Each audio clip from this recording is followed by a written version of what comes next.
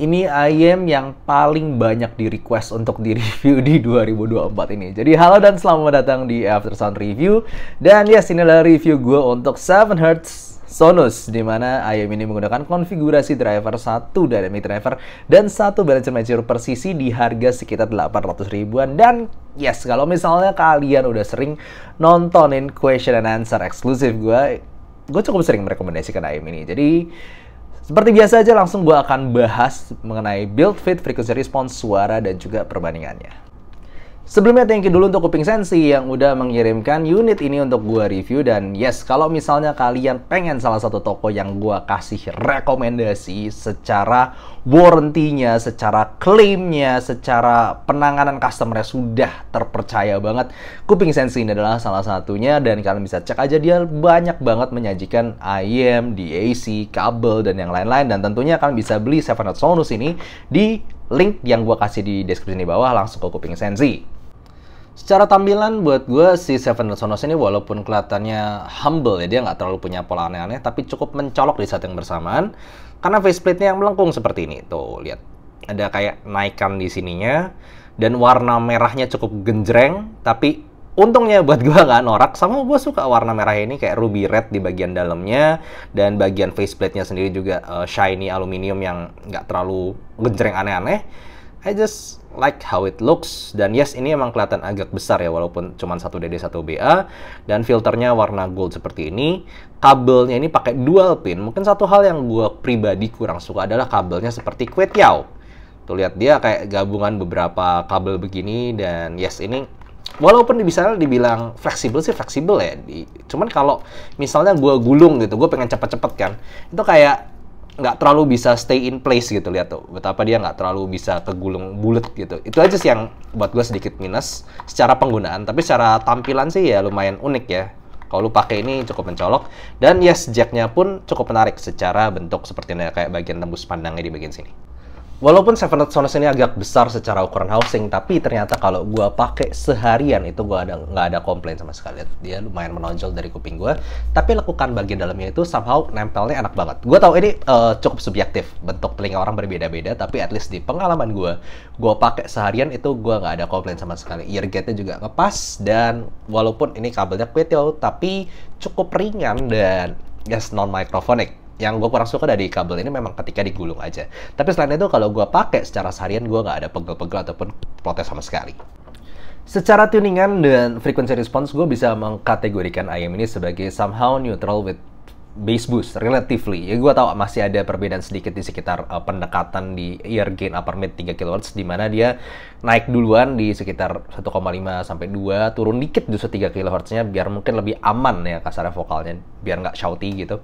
Tapi naik lagi dikit di 4,5 kHz yang merupakan edge of vocal, jadi ya vokalnya itu aman, relatively neutral, nggak neutral kayak IF ataupun kayak Etymotic Target ya. Lalu untuk bassnya sendiri itu ada sedikit elevasi yang kinda sub bass focus, jadi bukan tipe yang bass yang gede-gede banget, tapi memang lebih ada dibandingkan netral. Dan treble-nya sendiri juga ada sedikit emphasize yang bikin dia punya sparkle dan juga extension yang buat gue very well tuned, karena nggak sampai pedes-pedes banget, tapi lu masih berasakan airy dan juga extensionnya yang baik. Area bassnya ini adalah area bass yang cukup bisa kasih kedalaman dan juga punch yang cukupan.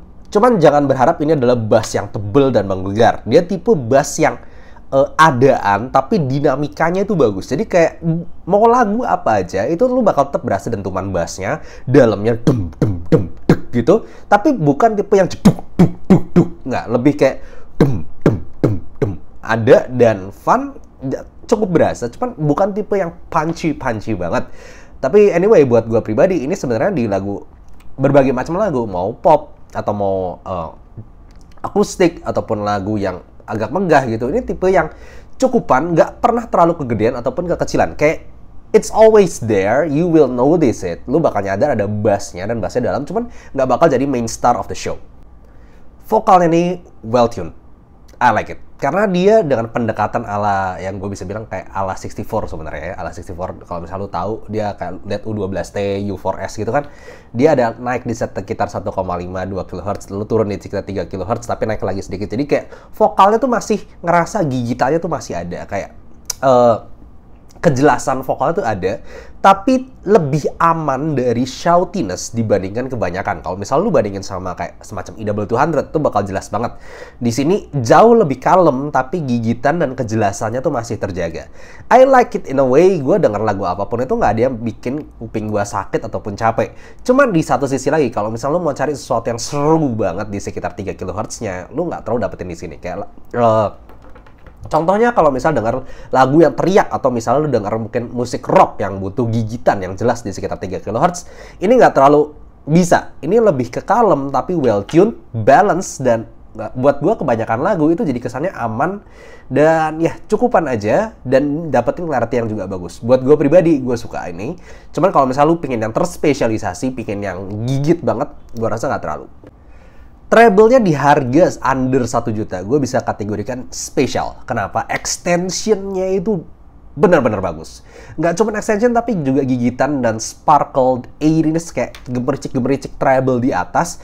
Ini yang gue bisa bilang paling bagus di harga under 1 juta, tanpa bikin timbre-nya jadi terlalu aneh, atau tanpa bikin suara jadi overly bright. Dia kayak well-tuned, menjaga...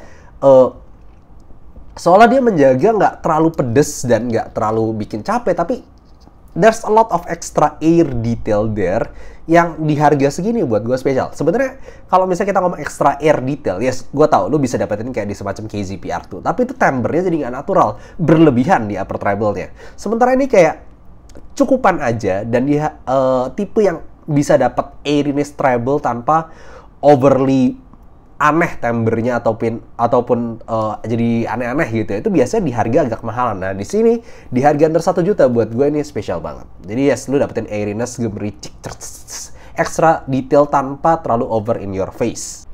Yes, jadi secara tonal gue bisa bilang ini lumayan all-rounder. Dia bassnya ada, cukupan, vokalnya safe, dan juga smoothness-nya juga dapat. Vokal, bass aman banget, nggak terlalu gede, nggak terlalu kecil.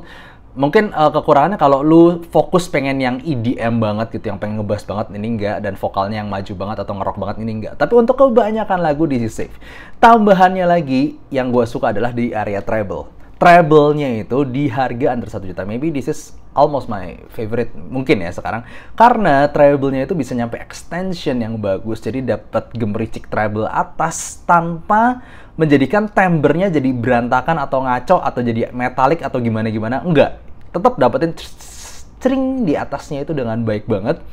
Dan yes, you got more details with that extra treble air tanpa bikin suaranya jadi aneh. Yang gue bilang selalu kayak kalau lu denger KZP-R2 dan lu sensitif sama timbre instruments, itu kayak ada kesan airiness yang berlebihan. Yes, gue tahu itu adding extra details, tapi di sini adding extra details tanpa bikin suaranya jadi aneh, and that's really special untuk di harga under 1 juta.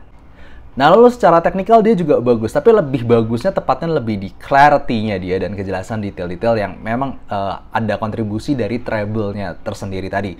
Kalau kita ngomongin soundstage dan imaging, gue nggak ngerasa dia spesial-spesial banget ya. Lumayan sih, lumayan, at least kanan kirinya tuh lumayan lebar, tapi nggak sampai megah 3D gimana-gimana banget. Jadi mungkin kalau lu suka lagu-lagu yang orkestral gitu, mungkin di sini nggak terlalu megah rasanya. Cuman gue sukanya, gue mau denger lagu apapun di budget under 1 juta. This is one of the most detailed one that I've ever tried. Tanpa, sekali lagi, kata kuncinya di sini, detail, lengkap frekuensinya, extension sampai tinggi, bassnya sampai dalam, tanpa agresif. Itu yang gue suka. Gue dengerin lagu kayak Sanbuno Ichi Junjono Kanjong, itu lagunya Samurai X dulu, itu salah satu yang treble-nya lumayan banyak di situ, di simbalnya itu lumayan rame. Dan di sini ya simply gue dari nyoba semua yang pernah gue coba ya, ini yang paling gue bisa enjoy di secara sensasi treble tadi. Jadi yes, kalau lu nyari sesuatu yang clarity, bening, detail, bagus, treble atasnya dapet tanpa terlalu jadi suaranya aneh-aneh, ya this is the one that I would suggest.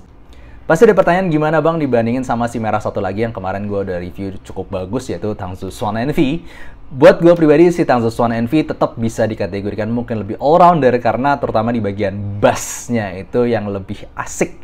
Gue tau orang Indonesia soalnya banyak suka bass, ya Tangsu Swan NV more fun. Bassnya lebih dalam, lebih megah, lebih asik buat dengerin movie or orkestra gitu, kayak dumnya gitu lebih bisa dapat, walaupun tetap terkontrol. Cuman kalau buat gue pribadi dengerin lagu-lagu yang mungkin semacam akustikan atau vokalan atau beberapa lagu yang punya ekstra detail di treble yang kadang tersembunyi kalau misalnya treble yang nggak nyampe, gue ngerasa ekstra treble-nya itu lebih dapat di si Seven Sonus ini.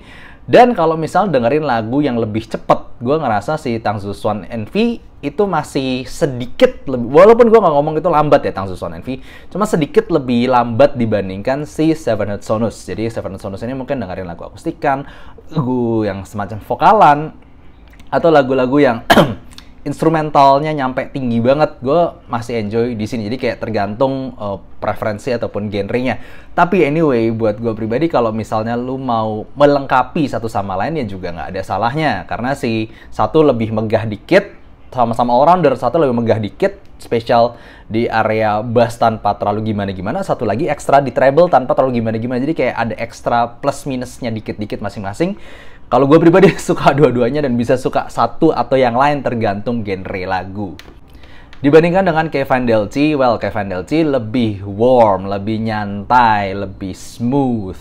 Kalau gue pribadi ngerasa Kevin Delci kurang gigit. Jadi ya back to your preference lah. Kalau selera gue jelas lebih suka Seven Sonus ini karena ya I like treble, I like treble bite dengerin violin gitu ya. Si Kevin Delci terlalu smooth, terlalu aman. Walaupun gue bisa bilang kalau misalnya lu suka yang lebih nyantai, lebih tebel, lebih empuk gitu ya suaranya, ya Kevin Delci. Cuman kalau lu seleranya kebanyakan mirip sama yang gue bilang gue suka gitu ya, gue lebih suka Seven Sonus. Mungkin dibandingin lagi sama harga yang rada atas dikit si Moondrop Aria 2, bahkan dibandingkan Moondrop Aria 2, gue gini, kalau kita ngomong soal timbre and secara tonal vocal gitu, gue masih ngerasa Moondrop Aria 2 masih paling juara di 1,5 juta ke bawah. Cuman kalau kita ngomongin clarity vocal to treble, walaupun ini harganya nyaris setengahnya, well Aria 2 kan 1,5 juta ya, ini 800 ribuan, gue ngerasa level detail and clarity-nya ini lebih baik. Walaupun tanpa vokal yang aneh-aneh gimana juga, ini masih tetap bisa dikategorikan all-rounder with good bass too. Jadi kalau kita ngomong selera ya, gue tau mungkin masih ada orang soal Moondrop Aria 2, it's more neutral, and also vokalnya buat gue lebih nagih. Cuman kalau kita ngomongin value gitu ya, ini jadi kayak menonjol banget gitu kalau gue bandingin sama Moondrop Aria 2. Ini kan kayaknya cukup jelas kenapa ini adalah salah satu IEM yang paling sering gue rekomendasikan di budget under 1 jutaan. Karena yes, bassnya ada, lu dapetin dalamnya, speednya juga oke, kemudian vokalnya tanpa aneh-aneh, sweetnessnya dapet, clarity-nya dapet, dan treble-nya bening sampai nada tinggi tanpa bikin suaranya ini aneh-aneh.